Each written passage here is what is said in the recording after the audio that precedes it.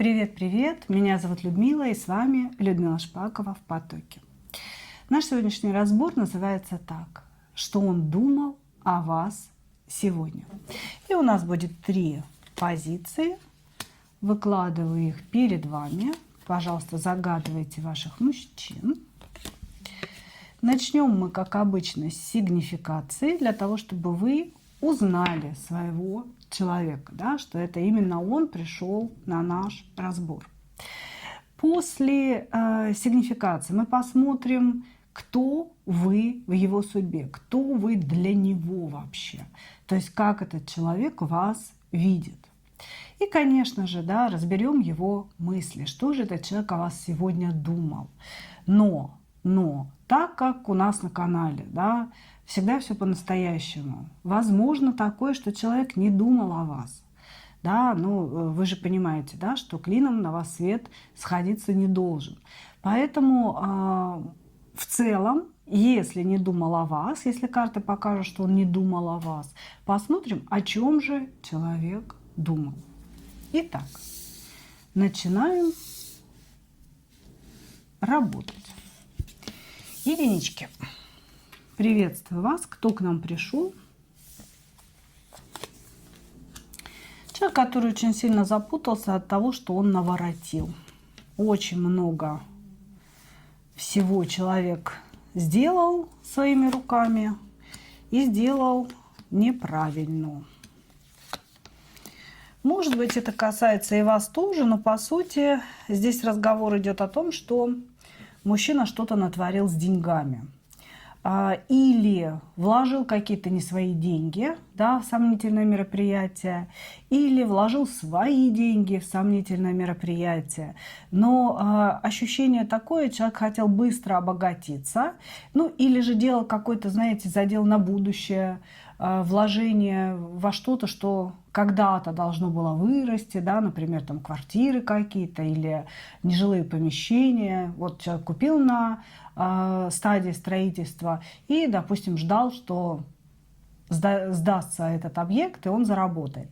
И здесь человек очень сильно прогорел. То есть сейчас он находится в энергиях потери большого количества финансов, и вполне вероятно, что не только своих. И его такое, знаете, горевание, оно сейчас направлено конкретно на свои финансовые дела, финансовые проблемы в частности, на то, что я не подумал, я делал как-то импульсно, да, вот это вот все то, что я вкладывал, вот, и теперь я все потерял, и сейчас я сижу и просто горюю. Если человек склонен к тому, чтобы выпивать, как-то, знаете, заливать свое горе алкоголем, то он, в принципе, этим и занимается. У очень многих здесь мужчина прямо сейчас находится в состоянии такого длительного алкогольного запоя по поводу как раз своих финансовых переживаний, финансовых дел. Значит, сам по себе мужчина. Кубковый король, который привык хорошо жить. Кубковые короли, понимаете, ну, классическая энергия кубкового короля – это не тот мужчина, который будет зарабатывать. Это нежный мужчина, это мужчина эмоциональный, это мужчина, который будет всегда обнимать вас, целовать шейку. Как-то, знаете, вы блинчики жарите, а он как-то, вот знаете, сзади подошел, прижался, что-то такое вот тактильное все время происходит между вами. Но как только разговор заходит о деньгах, вы должны понимать, кубковый король не про это. Он не про зарабатывание денег.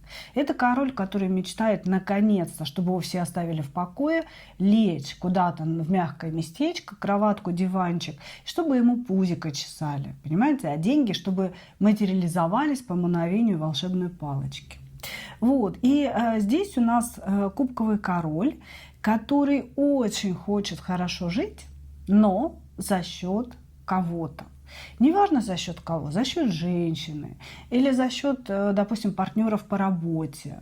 Да, есть такие люди, организуют с кем-то предприятие, а потом перестают приходить на работу или постоянно уезжают в отпуск. Да, вы там где-то работаете, зарабатываете для меня денежки. Вот здесь у нас мужчина как раз из такой породы. Очень хочет легких денег. Ну, у него здесь вообще все про деньги, да, про то, как хочется хорошо жить, как хочется богато жить, и чтобы денежки сыпались сами, чтобы легко доставались, чтобы не надо было работать очень сильно. Поэтому, я думаю, он и склонен к различным авантюрам, да, там, купить какие-то акции, начать играть на бирже, еще что-то делать. И очень-очень часто у него это все идет прахом, то есть не удается. Но его ничему судьба, собственно говоря, не учит. Человек мечтательный, и вообще пребывает очень часто в каких-то иллюзиях, фантазиях. И когда вы с ним разговариваете, он может говорить о том, что да, ты знаешь, у меня вот такая задумка в голове, вот у меня такой проект, он принесет миллионы, сейчас я вот ищу людей, инвесторов или ищу кого-то. Он постоянно как будто бы, знаете, вот в таком движе, что-то сейчас куплю, перепродам, заработаю, отдам, давай ты тоже вкладывайся, давай ты меня поддерживай. Вот какой-то такой человек, знаете, вызывает ощущение хаоса, да, что в его голове как-то хаотично двигаются мысли, и вот он все время такой весь деловой, надвижен. Хорошо. Кто для этого человека вы?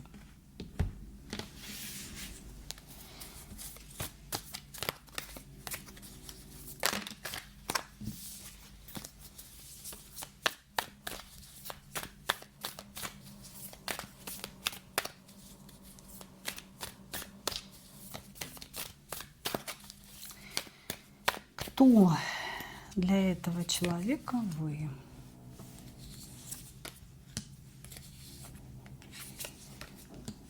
Угу.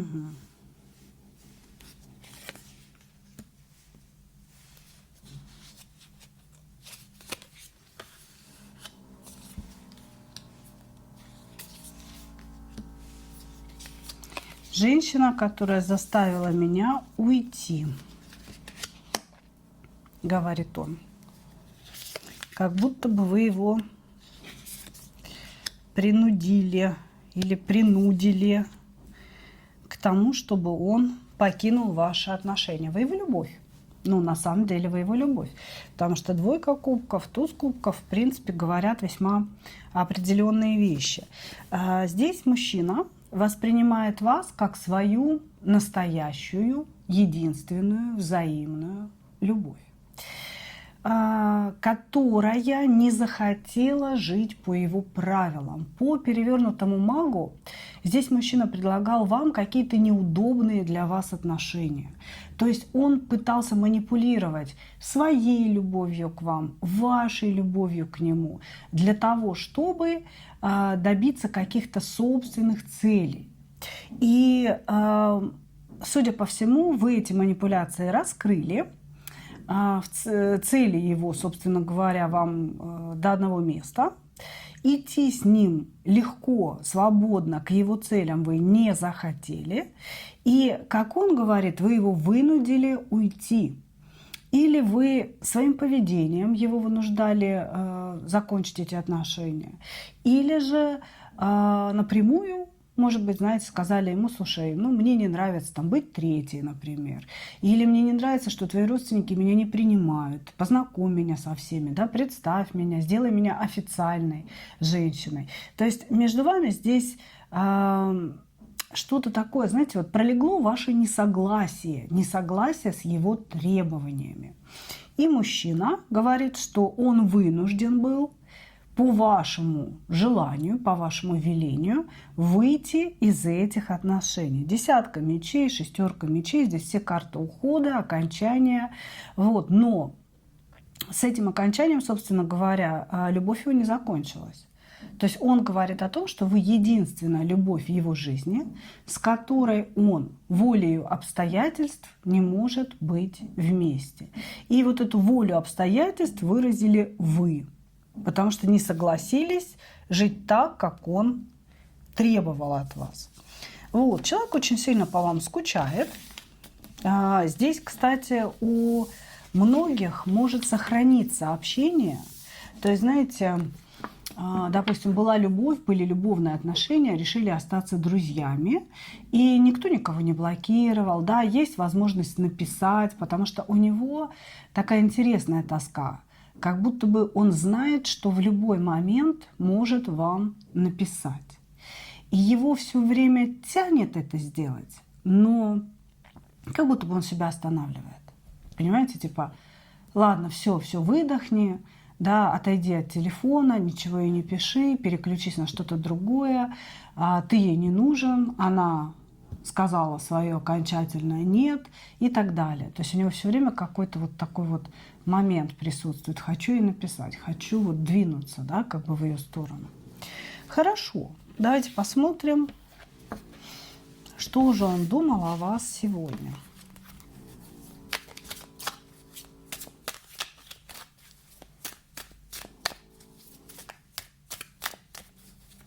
Что же он думал о вас сегодня?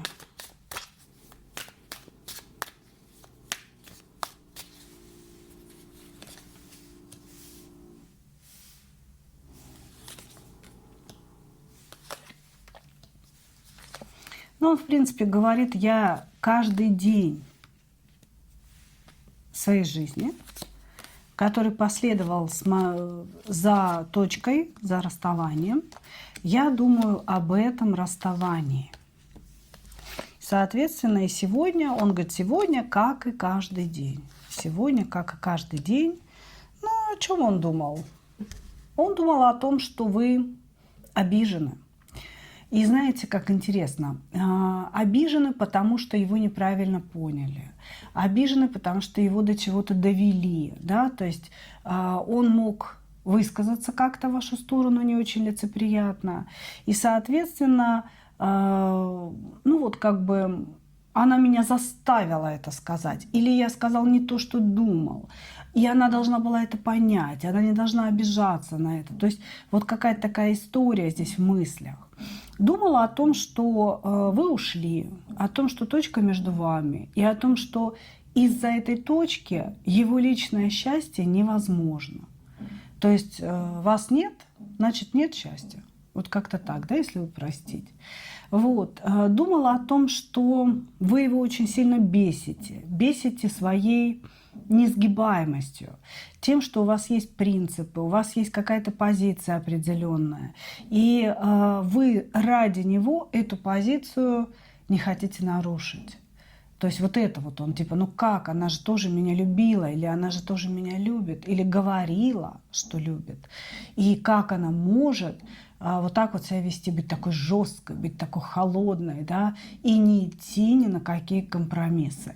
Здесь мужчина очень хочет, чтобы вы согласились на какие-то его условия, но эти условия вам абсолютно невыгодны. Вот. И о чем он еще думал? Он думал о том, знаете, в такой гипотетической форме, а как бы могло быть. Как бы могло быть между нами, если бы она не ерепенилась, да? Как бы могло чудесно все быть между нами, если бы она вот такие вот, значит, не выставляла между нами границы. Вот, думала о том, что вы ушли, как вы там, собственно говоря, мучаетесь вы или не мучаетесь. И результат его, значит, мыслей, мыследеятельности, да, был в том, что вы все равно являетесь его дьяволом, что никуда вы не деваетесь, и все равно он вас любит, а вы любите его. То есть он считает, что вы пара, он считает, что вы предначертаны друг другу, и в этом его дьявол. Типа того, что все равно, несмотря ни на что, я от нее отказаться не могу. Вот мысли человека, девчонки. Благодарю вас, единички. Двигаемся дальше.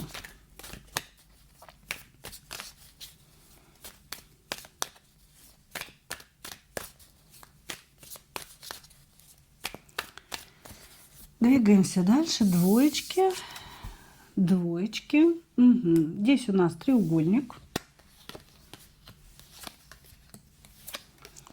Треугольник. Мужчина очень капризный, сам не знает, что он хочет. такой, вы знаете, очень-очень или перелюбленный ребенок в своей семье родительской, или вообще не получивший никакой любви.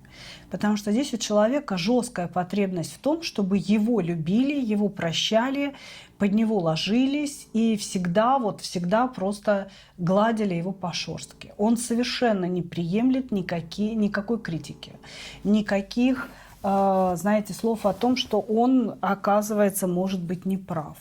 Здесь, знаете, если вы критиковали его в чем-то, да, говорили, например, ему какие-то такие вот вещи, что, ну, слушай, ты подумай, да, ты же не Господь Бог знать все и вся.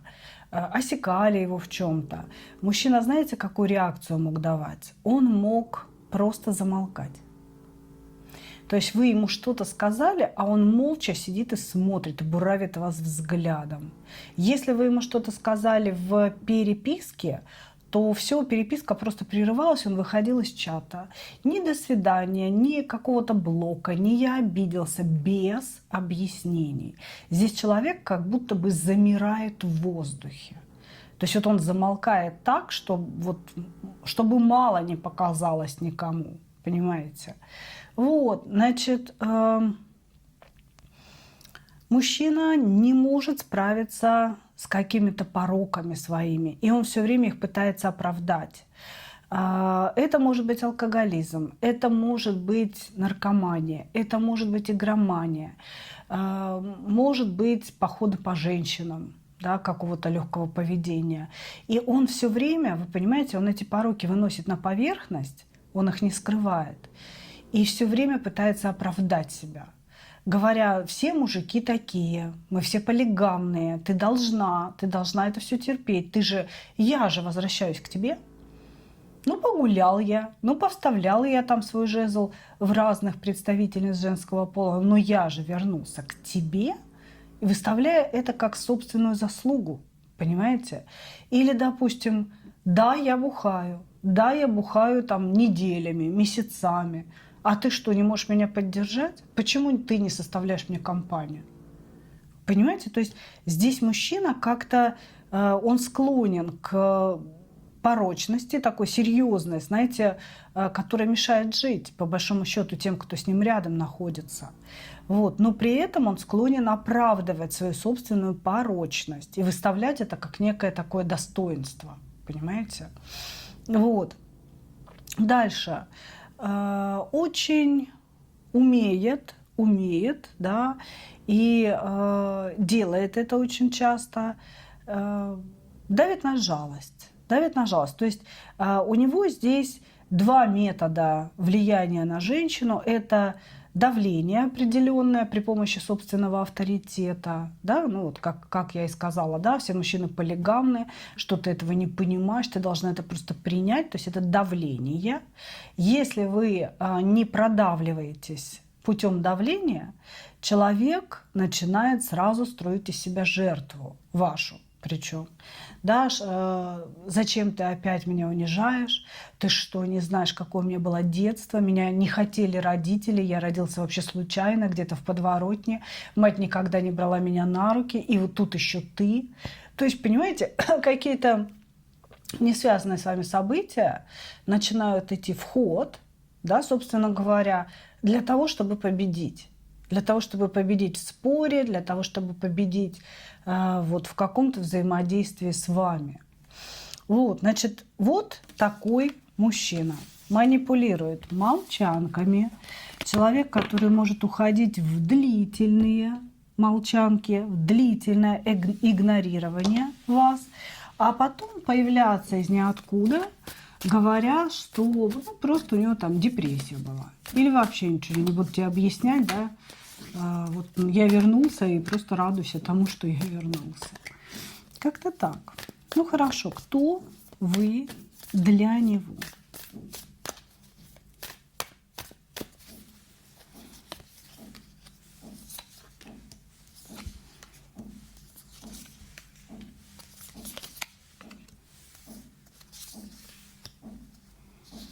Кто вы для него?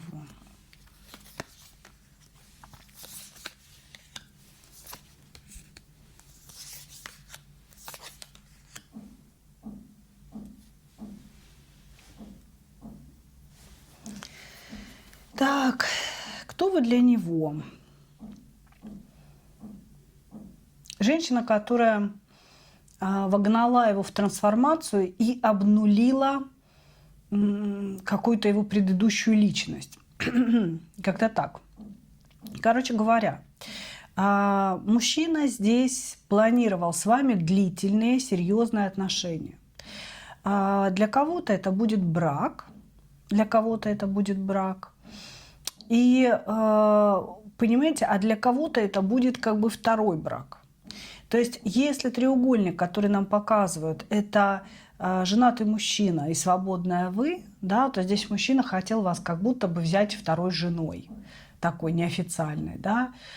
Если треугольник с вашей стороны, то он хотел отбить вас у вашего мужа, да, и, собственно говоря, жениться на вас. То есть у него были серьезные намерения. Но здесь как будто бы вы обнулили его усилия, что ли. Понимаете?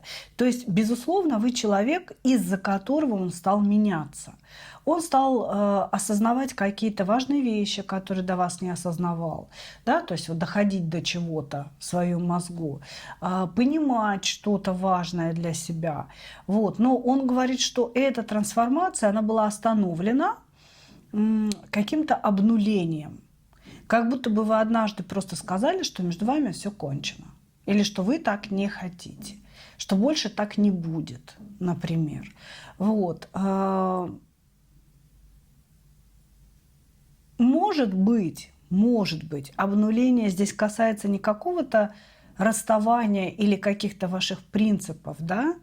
А обнуление касается действительно его самого. Как будто бы он говорит, что прежний я с прежними установками полностью изменился рядом с этой женщиной. Вы очень важный человек для него. Первоначально, ну, если честно сказать, у него были только жезловые мысли. Он хотел просто с вами переспать. Он хотел вас как женщину, и он говорит, она меня очень сильно заводила, очень сильно возбуждала, я прям мечтал, фантазии, все вот это вот, знаете, ниже пояса и так далее. Вот, у него прям было какое-то, знаете, была какая-то идея фикс вас обязательно обольстить, обязательно сделать вас своей женщиной. Вот с сексуальной точки зрения. Вот. А потом он говорит, как-то все странно изменилось. Вы сами изменили его отношение к себе. Оно стало более серьезным, и человек начал задумываться о каких-то важных вещах благодаря вам. Может быть, вы духовный человек, может быть, вы какой-то учитель, но то, что вы вот прям мудрец относительно этого мужчины, это однозначно. Потому что какие-то ваши слова, какие-то ваши действия, они легли в основу трансформации его собственной личности. И он это осознает. Он об этом говорит нам. И говорит, что изначально все начиналось просто с желания секса, а потом вдруг она стала для меня очень важной трансформационной женщиной. Да, я сам не заметил, как это произошло. Как-то так, хорошо. Давайте.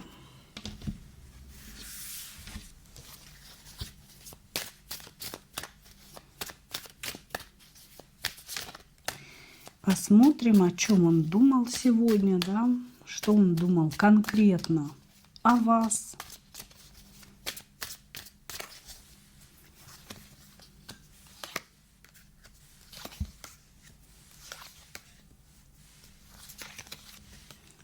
Что он думал конкретно о вас.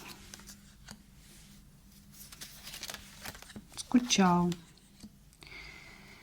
Скучал он по вам. Скучал по вам. Почему она меня не любит так, как я бы хотел. Так, ну смотрите, он о вас думал, безусловно, хотя здесь человек очень сильно борется со своими мыслями. Он говорит о том, что он должен отучиться от вас, он должен как будто бы, знаете, отучиться от груди. Да? Человек привык как-то, знаете, прибегать к вашей мудрости. Он привык прибегать к вашим советам, к вашему теплу и к вашей поддержке.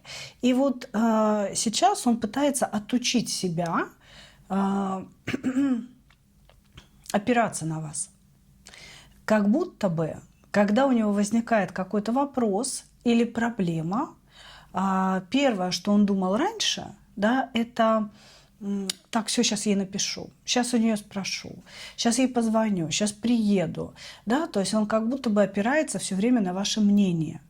А сейчас он пытается себя заставить думать самостоятельно. Понимаете? То есть он думал о том, что вы есть какой-то кладезь мудрости, кладезь поддержки, ума.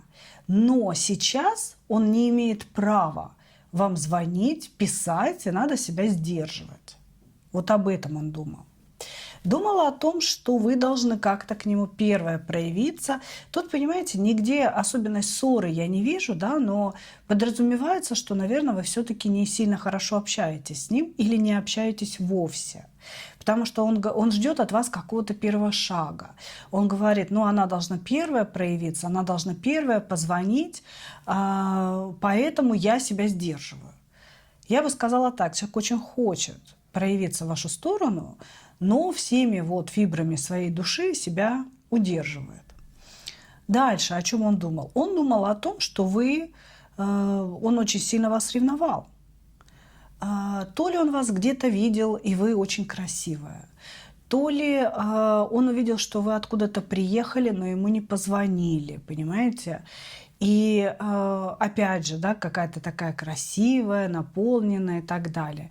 Он подозревает вас в том, что у вас есть или другой мужчина, или какой-то еще один поклонник, понимаете? Или, допустим, был поклонник где-то, куда вы ездили, понимаете?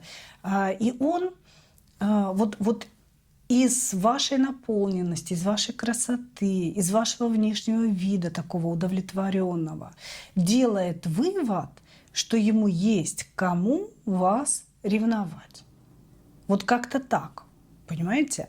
Я ревную ее, уж больно она хорошо выглядит, но меня рядом не было, значит, она выглядит так хорошо из-за кого-то еще. Значит, опять чего? Смотри, пункт первый, да? Я ревную ее. Здесь вообще глобальный ревнивец, на самом деле, это прям его проблема серьезная.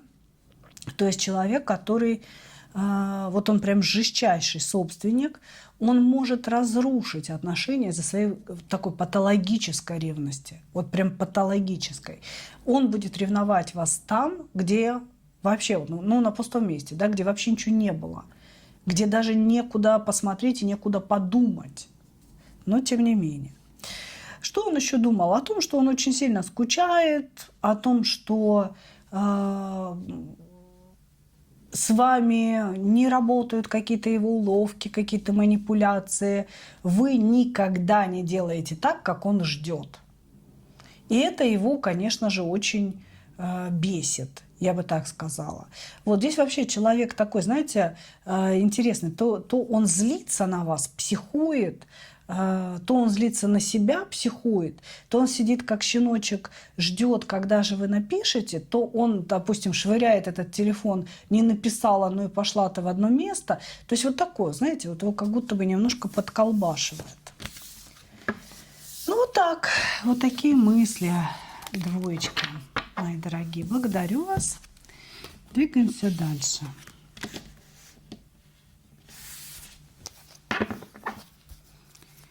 Двигаемся дальше.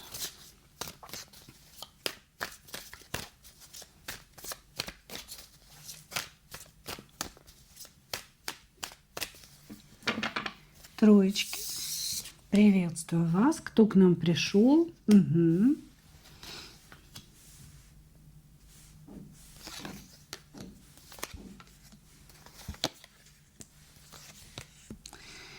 Мужчина, который считает, что, ну, как-то, знаете, так вот интересно у него, может быть, мусульманин. Женщина должна иметь одного партнера. Значит, женщина должна ходить сокрытая вся, желательно паранже, чтобы видны были одни глаза, вот, и думать только о нем. Но мужчина имеет право гулять по большому количеству женщин. Здесь вот мужчина, который считает себя просто ловеласом, он считает себя покорителем женских, я бы не сказала, что сердец, я думаю, женских тел.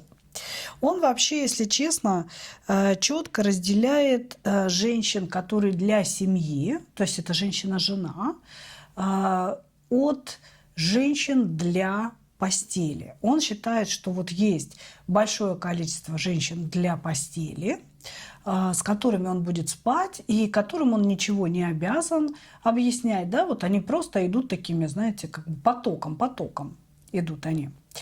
А есть женщины для семьи, это такие жены, да, или жена, например, которая должна просто не вникать в его похождения. Не то чтобы прощать, а даже не спрашивать его о том, где он был, есть ли у него кто-то другой. Этот тип женщин, он должен готовить, рожать детей, иметь только одного партнера и бесконечно, знаете, преклоняться под мужскую фигуру, слушаться мужчину, никогда не принимать самостоятельных решений, никогда не делать что-то супротив него. Короче говоря, мужчина – царь и бог. Вот есть одни женщины для пользования, другие женщины для семьи, а он бог такой, знаете, и царь, да, который приходит, пользует одних и, собственно говоря, помыкает другими.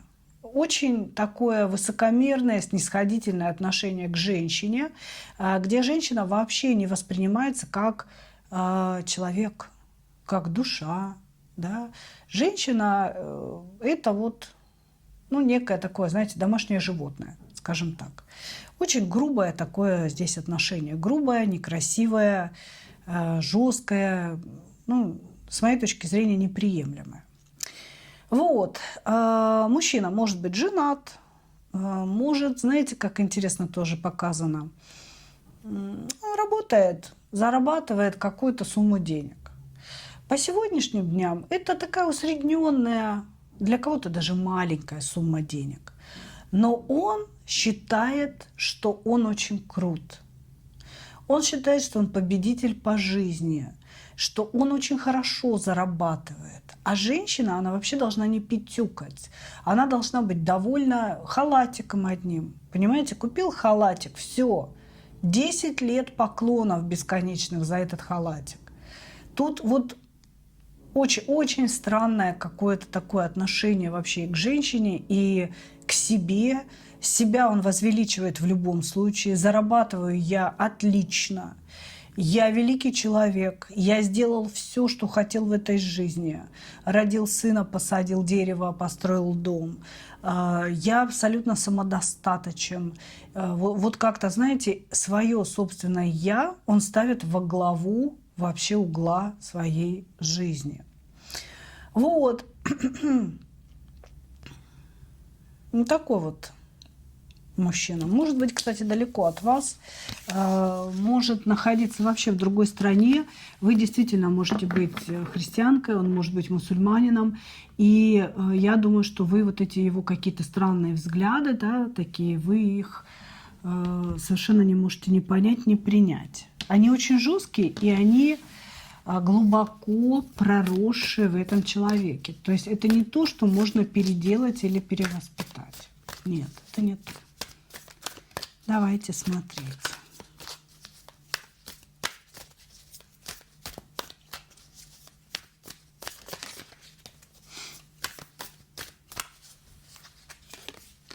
Кто вы для него?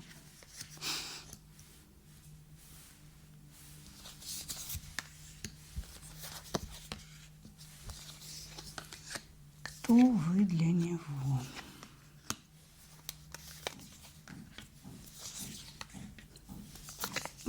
Слишком умная для женщины. Ха-ха-ха-ха. Забавно. Забавно вы его здесь на место-то поставили.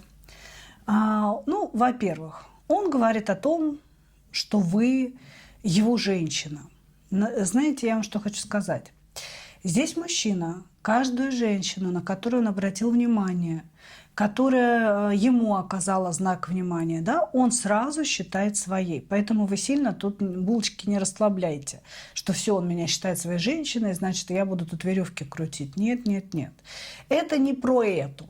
Это про то, что между вами или есть, или были, да, здесь у нас все-таки есть такие мечевые карты, да, то ли он на вас злится, то ли он решил подумать, отойти немножечко, да, в сторону, помолчать.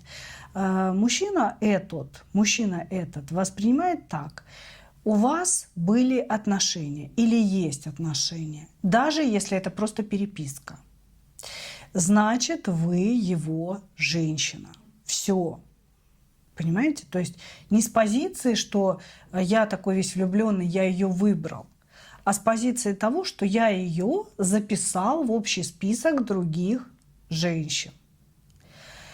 Вот, значит, как он еще вас воспринимает? Он вас воспринимает очень умной, и для него это как, знаете, какой-то вообще уникальный, оригинальный момент во всей его жизни. Знаете, как будто бы вот все женщины – это такой курятник, да, это такие вот курочки, которые бегают, а тут вот прям богиня вышла, понимаете? То есть как бы курица, и тут из курятника хренак богиня выходит, и красивая, и умная, и всем одаренная, понимаете? Вот он действительно так вас видит, что вы необычны, вы отличаетесь от всех.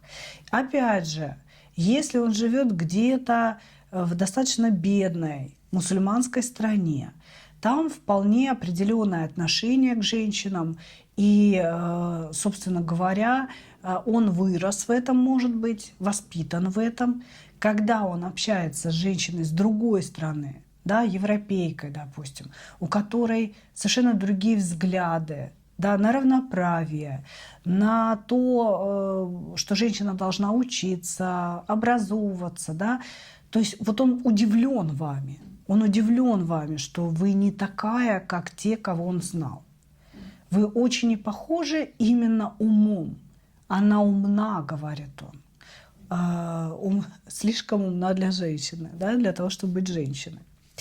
Вот, значит, сердце вы ему, конечно, разбили, ничего я не скажу, потому что, может быть, он подвлюбился вот в это ваше отличие, что вы отличаетесь от тех, кого он знал. Все тупые, вы умные, короче, понимаете? Вот. Может быть, вы очень удачно проманипулировали, да, его эго. Когда человек такой эгоистичный, да, такой нарциссичный, умная и мудрая женщина может это использовать, конечно же. Да, просто не вовлекаясь вот во все эти эмоции и игры, простите, сыграть свою игру. Вот. И здесь получилось так, что он подвлюбился, а вы как-то сердце-то ему разбили. И он вас воспринимает как женщину, которая разбила мне сердце. И сам себе говорит, ну блин, это невозможно, чтобы женщина разбила мне сердце. Ну это-то разбила, говорит он опять же сам себе. Вот, значит, безусловно, здесь восприятие вас все равно есть его восприятие себя. Рядом с вами он чувствовал себя расслабленным, влюбленным, наполненным, вдохновленным, сексуальным каким-то, понимаете? То есть вот каким-то не таким, каким он является на самом деле. Там может быть уже, знаете, давно вышедший в тираж дядечка с пузиком, который только в своих мыслях, собственно, переимел там всю округу женщин и так далее.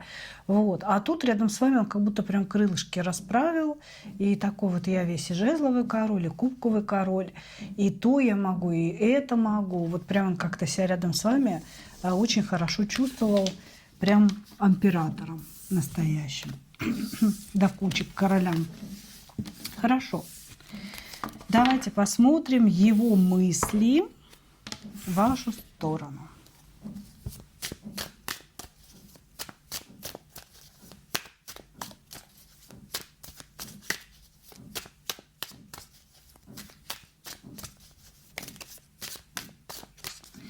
Его мысли в вашу сторону.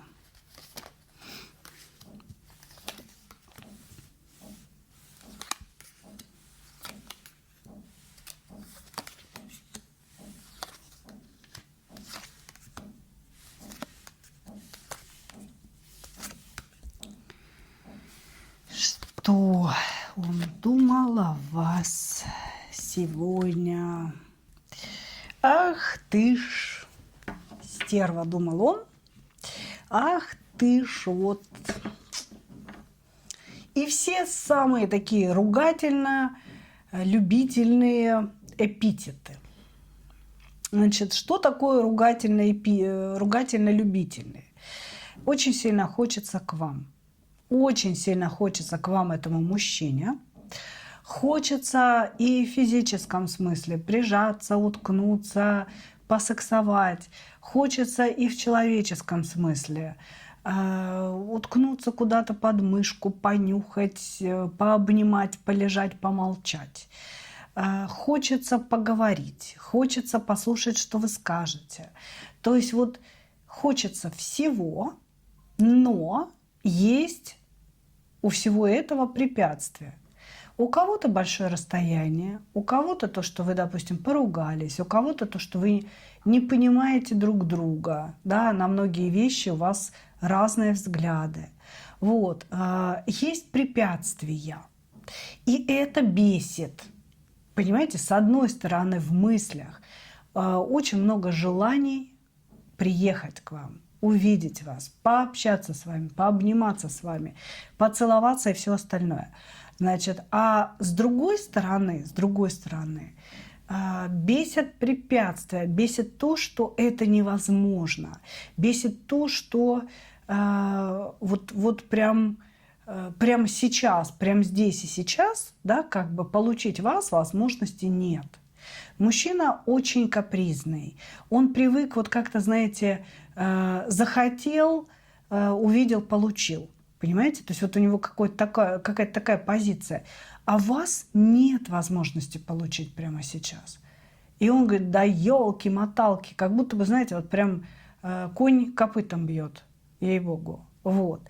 Много чувств здесь вложенных в мысли. Мы смотрим его мысли о вас, да, сейчас, здесь очень много чувств, то есть притяжение, огонь, эмоции в вашу сторону. Вы его заражаете прям этими эмоциями, это вот заряжаете, Господи, заряжаете этими эмоциями, и вместе с вот этим притяжением по дьяволу, да, и по кубкам, и по жезлам, вот тянет, ужасно тянет к вам, но вместе с этим приходит понимание невозможности. Нельзя. Или мне ее вообще нельзя, или мне ее сейчас не получить. Да, но и поэтому я злюсь, и поэтому у меня аж, там, не знаю, пар из ноздрей выходит. Почему-то он у меня вот прям ассоциируется с таким, знаете, жеребцом, который бьет копытом, и вот у него прям пар идет из ноздрей. Очень много вот этих вот энергий, таких горячих мужчин, мусульман, да, там с разных концов света, которые вот прям у них кровь аж бурлит.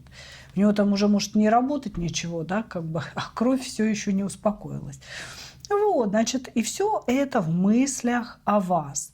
Очень хочет человек к вам, очень злится на невозможность, наблюдает за вами. Если поругались, ему свойственно писать вам или подписываться на вас с каких-то новых чужих аккаунтов совершенно. То есть здесь человек такой вот, знаете, тайный поклонник, который никогда не признается в том, что он тайный поклонник. Да, думает о вас, конечно же, очень хочет вас, очень прям весь горит и сгорает, и бесится от того, что это сейчас невозможно. Как-то так. Как-то так, мои дорогие. Ну что, вот такой вот получился у нас разбор сегодня. Надеюсь на то, что вы получили свои ответы. Ну а я, как обычно, благодарю вас за ваше внимание ко мне и хочу пожелать вам только одного — встретить свою настоящую любовь и не потерять в ней себя. Ну а мы увидимся с вами в следующих видео. Пока-пока.